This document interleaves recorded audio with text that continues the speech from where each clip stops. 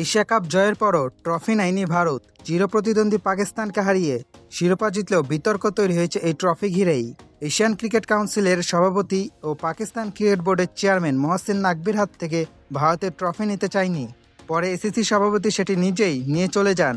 ফাইনালে সূর্যা কুমার ইয়াদবের দারুণ লড়াইয়ে পাকিস্তানের বিপক্ষে জয় পেলেও ভারতীয় দল ট্রফি ও মেডেল গ্রহণে অস্বীকৃতি জানায়।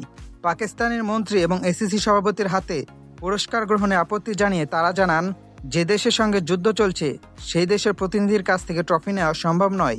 বিসিসিআই সচিব দেবাজিৎ শইকিয়া নাকভির আচরণে তীব্র সমালোচনা করে বলেন, ভারত একটি দেশের সঙ্গে যুদ্ধ করছে, সেই দেশের একজন নেতা আমাদের হাতে ট্রফি তুলে দেওয়ার কথা ছিল, আমরা তা গ্রহণ করিনি, কিন্তু এর মানে এই নয় যে ভদ্রলোকের ট্রফি ও মেডেল নিয়ে নিজের হোটেল রুমে চলে যাবেন।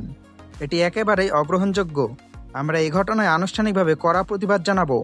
তিনি আরও বলেন, আমরা সিদ্ধান্ত নিয়েছি এসিসি চেয়ারম্যান যিনি পাকিস্তানের শীর্ষ নেতা তার কাছ থেকে ট্রফি গ্রহণ করব না, কিন্তু সেই সুযোগে তিনি ট্রফি ও মেডেল নিয়ে চলে যাবেন, এটি অত্যন্ত দুঃখজনক এবং ক্রীড়াসুলভ আচরণ নয়।